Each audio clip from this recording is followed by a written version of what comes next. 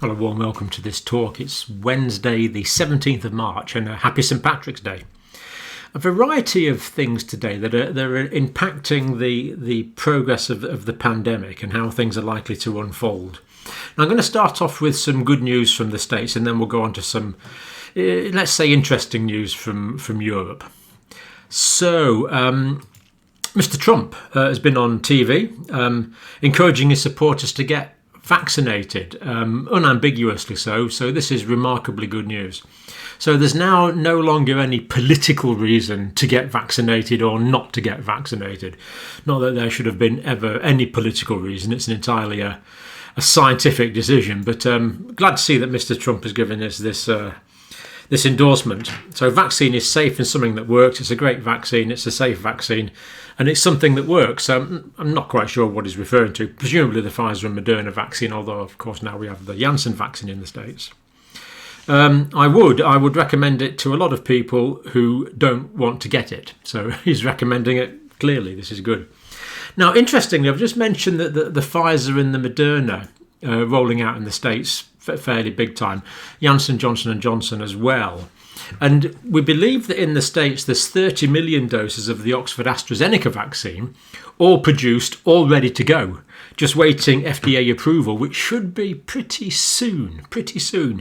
Potentially this week, if not almost certainly next week. So 30 million doses ready to go there. Major boost to the programme in the States.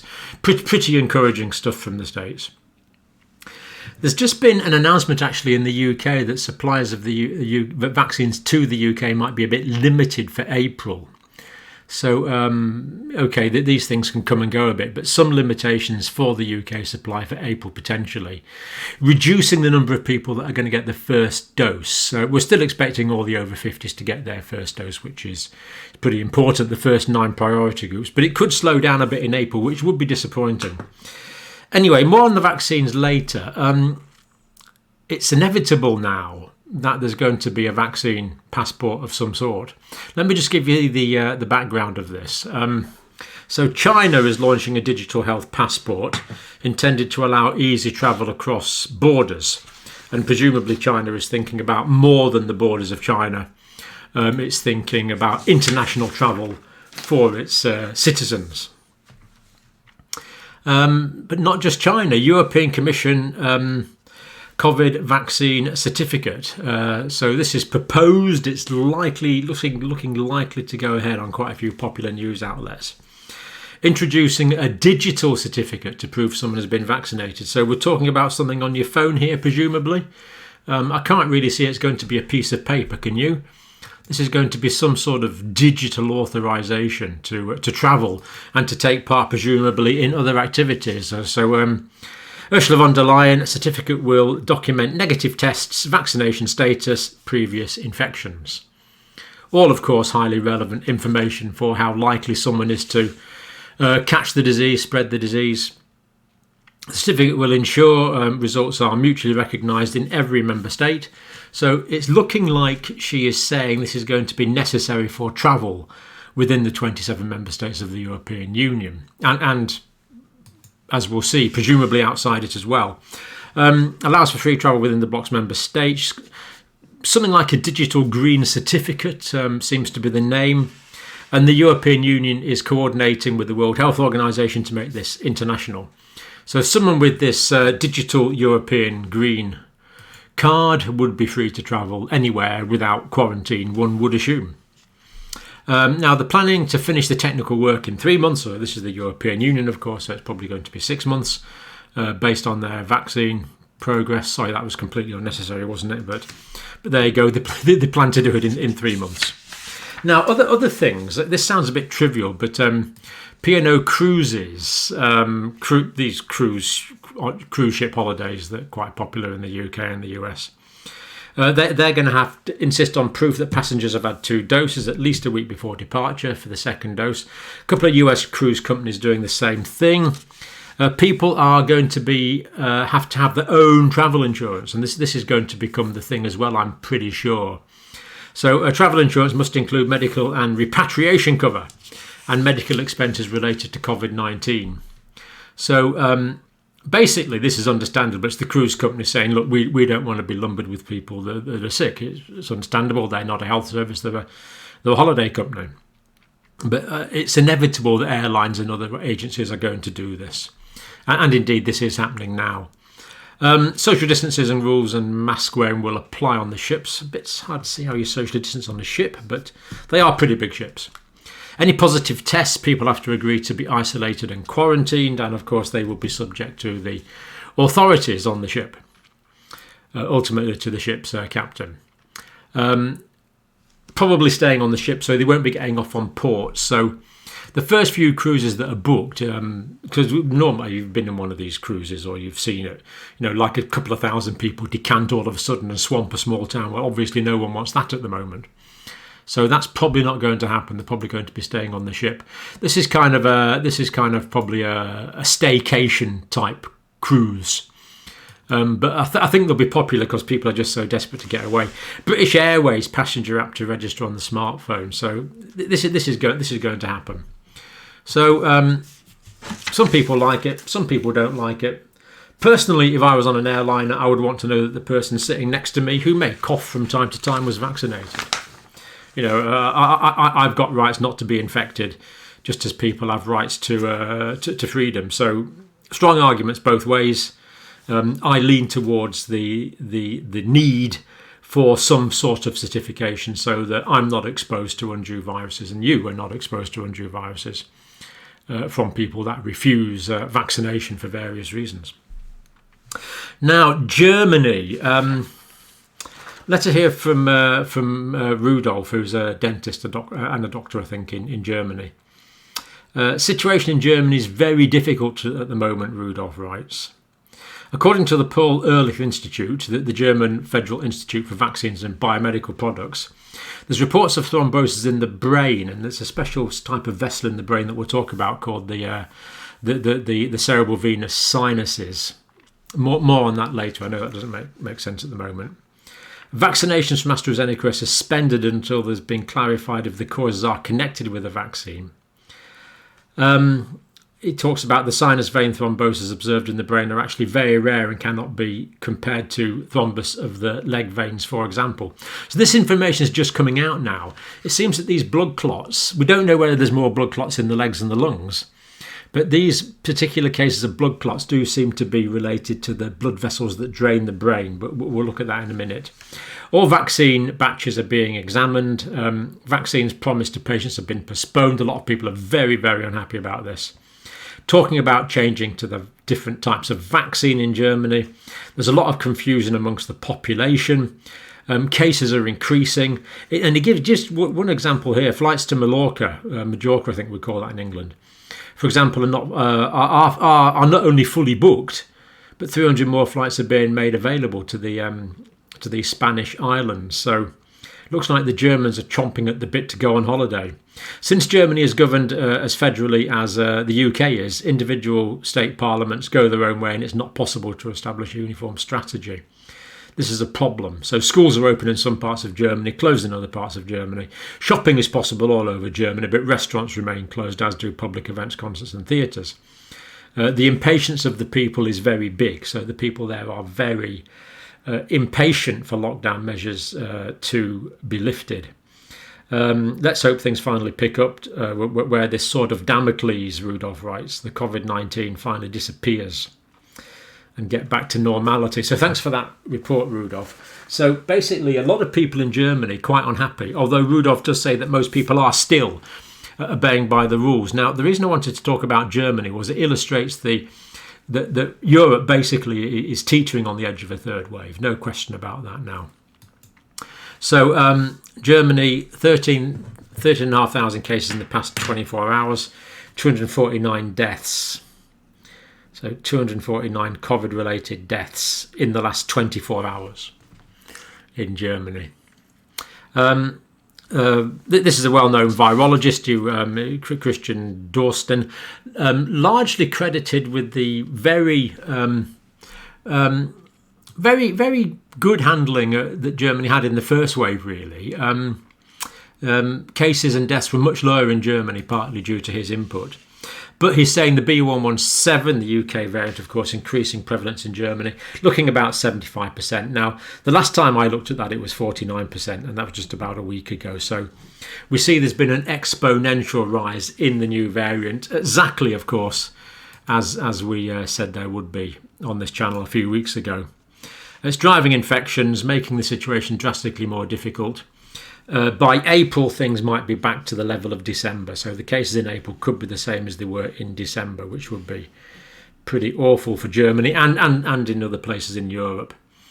New variant is more transmissible, also more dangerous. He confirms from German data as well. So several countries in Europe really on the edge of a third wave now, even although spring has come. Now, talking about that medical side effect in a bit more detail, Paul-Ehrlich-Institute for Vaccines and Biomedicines is the institute in Germany that deals with this. Now, the reports here are sinus vein thrombosis in connection with thrombocytopenia and bleeding. Now, a sinus is just a space inside the body, and what happens is when the blood's draining from the brain, it drains into small veins. They're different from veins in other parts of the body, but it drains into small veins, and they drain into what's called venous sinuses. So the brain or the design of the body kind of makes use of these spaces between the meninges and the inside lining of the bone, the endosteum, but between the dura mater and the endosteum in the brain, and the blood flows through there. It's like a blood channel, really. It's lined with normal vascular endothelial cells. But they're these kind of channels that take the blood back, and then the blood goes back into the jugular veins, of course, that go back through the neck. So the problem is that they are concerned about blood clots in these particular types of veins. And there's also thrombo is the platelets. Cyto is cells, so the cells which are thrombus, penia, there's not enough of them. So there's a deficiency of platelets in the blood, thrombocytopenia, and this leads to bleeding. And yet they're talking about thrombosis, which is abnormal blood clots. So it is a bit strange the way they're describing this, but I won't go on too much detail about that because we want to look at the epidemiology. I mean, what can happen, of course, is that sometimes what can happen is clotting factors can be used up as the clots are generated, and then there's no clotting factors left, and then the blood can there can be an anticoagulation effect and bleeding. But it doesn't sound like it. This is saying that the number of platelets in the blood is reduced. So more to learn there, much more to learn. This is just a very basic report. Check it out. It is a direct English website from the German authorities. Now, there's been 7 affected individuals and 3 deaths from this cortical venous sinus thrombosis. Affected individuals at age ranging from 20 to 50, so they were young. 6 of the affected persons had a particular form of cerebral venous thrombosis called sinus vein thrombosis, which is just what we've said, these sinuses, which kind of are veins. I mean, a sinus technically is an empty space, but of course they're not empty. They're full of blood that's being carried back from the brain to the rest of the body. All 6 individuals were young to middle-aged women. Now, I don't know a lot about this condition, but I do know that the puerperium, that's the first 6 weeks after childbirth, is a risk, and I do know that oral contraception is a risk as well. So anyway, let's go on. All cases occurred between 4 and 16 days after the vaccination with the Oxford AstraZeneca vaccine. So that does appear to be the case. But this is the bit that you could kind of argue about. They're saying it's statistically significantly higher than the number of cerebral venous thrombosis that normally occurs in the unvaccinated population. What they don't say is how it compares to this problem in the other vaccines. At least they'd said that. I couldn't see it on the website. So they've done what they call an observation versus expected analysis. 14-day time window. This is 1.6 million people vaccinated in Germany, of course, with the Oxford AstraZeneca vaccine.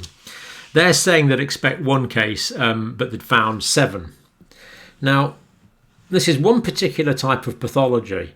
Now, if you've gone looking for types of, if you take two population groups and you go looking for all the types of pathology that there are, then maybe it's not surprising that you'd find one. So, although they're saying this is significant, and from the information they're giving, it is significant. This is only one condition they're talking about, and they are talking about 1.6 million vaccinations. So basically, we await the adjudication of the World Health Organization, which of course for now says carry on using it. And we await the adjudication of the European Medicines Agency. But this is kind of the case really put forward by the German authorities. A connection between the reported above-mentioned disease and the vaccination with COVID-19 vaccine was not implausible, so they say. But again, they don't mention any of the other vaccines. And we already know that there's all sorts of problems with the AstraZeneca vaccine in Europe. But anyway, at least we know a bit more what they're talking about now. So just to summarise, as far as we know, these blood clots that have been talked about in the popular press, they don't seem to be talking about the common sort of blood clots that occur in the veins and the lungs. They're common, we know that. I think we said there's 120 cases of those per 100,000 of the population per year. They're common. They're talking about this much rarer one, and they're talking about a small number of cases. So we don't know. We wait for the European Medicines Agency to comment on that, basically. The information we have there is not extensive, but that's, as up to date as I am. Now, I talked to Dr. Susan Oliver last week, of course, and she was very concerned. Australia's got quite close links with Papua New Guinea, and they were concerned about the surging cases in Papua New Guinea. And it does seem to be pretty big surges, actually. So what there seems to be is about 50% positivity rate in the tests. So that's very high. So pretty concerning for a poor country like Papua New Guinea. So the Australian authorities have asked for, well, first of all, there's a surge in cases, Papua New Guinea, 8.7 million. So there's a lot of cases. So the Australian government's asked AstraZeneca and the European Union to release 1 million COVID-19 vaccines for Papua New Guinea. Now, they're not asking for charity. These are vaccines that the Australians, we believe, had booked for themselves. They were contracted. The Australian government have paid for them. And we want those vaccines to come here so we can support our nearest neighbour, Papua New Guinea, to deal with their urgent need in our region. So it looks like Scott Morrison here is prepared to delay the vaccination rollout in Australia to help Papua New Guinea for vaccines that they've already bought and paid for if the European agencies will release them. So quite a magnanimous gesture, that has to be said, really, from Scott Morrison there. They're our family, they're our neighbours, they're our family, they're our friends, they're our neighbours, they're our partners. Talking about the people in Papua New Guinea. The virus needs to be controlled in order to stop new variants from developing, of course. Now, there was a batch of 500 tests went from Papua New Guinea to Australia, and 50% of those tests were positive. This is remarkably high. This indicates to me there was a huge amount of community transmission going on in Papua New Guinea at the moment. So let's hope that those vaccines can be obtained by the Australian authorities, and they'll send them straight to PNG. However, Italy has just recently blocked 250,000, so probably not looking too hopeful, unfortunately. UK vaccination strategy. Boris Johnson, our Prime Minister, mid-50s, is going to get the Oxford AstraZeneca vaccine soon. I guess he means this week. Now, how on earth he can say what vaccine he's getting, I don't know, because we normally turn up and you get what one you're given and you say thank you very much and you're very grateful for it. I would be remarkably grateful for either. I know there's 3 vaccines now. I think we've just got some Moderna vaccines in the UK.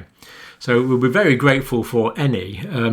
But he seems to think he's getting the Oxford AstraZeneca. So maybe he's getting some special consideration there. But he's waited till his age group is being vaccinated. So very commendable that is weighted for the right sequence of vaccination.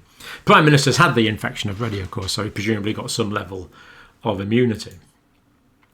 Now, Vaccine Task Force is in the UK. I've only just been learning about this. This is a part of the Department of Business, not the Department of Health. Interesting.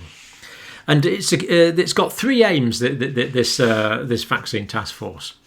And you'll see why this is interesting in a minute. First one is to secure access to promising vaccines for UK populations. Second one is to make provision for international distribution of vaccines, which is good. Third one is to support an industrial strategy to make sure we don't get caught out in future. Now, apparently, Sir Patrick Vallance took this away from the Department of Health for reasons best known to himself, presumably because they were making a suboptimal job of it, and gave it to the Department of Business, who instigated this Vaccine Task Force. Now, this lady, Kate Bingham, seems to be one of the real unsung heroes of this pandemic. She was the Vaccine Task Force chair, appointed in May 2020, and it was her that ordered all of the vaccines that we're now using at a very early stage. So this vaccine task force moved really early, and is why the UK vaccine programme is so far ahead now compared to the European ones. And Kate Bingham's actually published in the she's a scientist herself. She's published in the Lancet. The strategy was a diverse portfolio, so adenovirus vectors, mRNA vaccines, protein adjuvanted, can't say it, proteins. An adjuvant is something you add to the vaccine to make it more effective. And whole inactivated virus. So she kind of she backed all the horses, really. She wanted things that elicited immune response in the over 65, scalable of vaccine manufacture, which of course is good, and manufacture in the UK if possible, which is not happening now fully, but will be happening more and more to create long-term resilience. So I just wanted to give Kate Bingham a bit of a shout out, really, because she was one of the main instigators that organised early procurement of vaccine for the UK, set up or a change that was instigated by Patrick Vallance. So there you go. And that is why the UK vaccine strategy is so far ahead of others. Okay, I think we'll leave it there for today. Just mention one thing, maybe more. Schools. Cases in UK schools. Greater Manchester as an example. 31 schools have had cases. So inevitably, and this is just 1 week after reopening, hundreds of cases in pupils and staff. This one school, for example, 90 pupils sent home. We believe that there were mostly asymptomatics picked up by the lateral flow test. So within 1 week in one area, we have a lot of increasing cases in schools. And I think this is going to feed through in the next week or two into an increase in cases in the UK. Hopefully not bad increases, but potentially some. Now, Angela in California saw this on a door. Now, this is what really gets on my nerves. Seeing people who don't wear their masks properly. It's really annoying. So if you look at Winston, he's always got his mask on above his nose. He's never like that. You know, so wouldn't that be annoying? It really annoys me seeing people with their masks on under their noses. So I thought that was quite an amusing reminder. And you know, even at this stage, we still do need these reminders to wear masks, remain masks properly.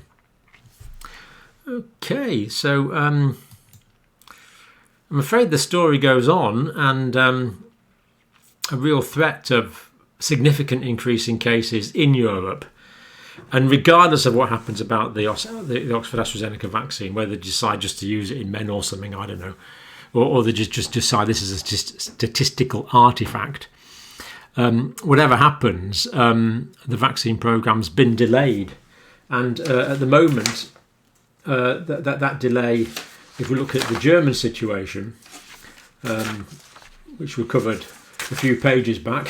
Here we are, I've got it. No, seriously, 249 deaths a day.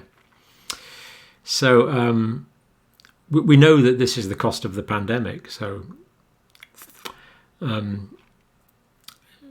personally, I would much rather take my chances with the vaccine. And if I was offered the Oxford, well, I've had my first dose of Pfizer vaccine, but if I was offered the Oxford vaccine as the second dose, I would certainly take it.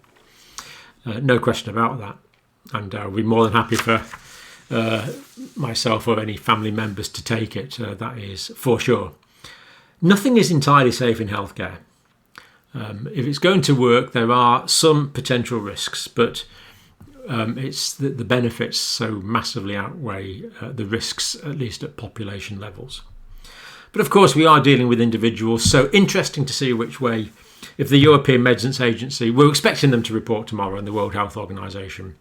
Interesting if they think this is genuine or not. We should know that, hopefully, tomorrow.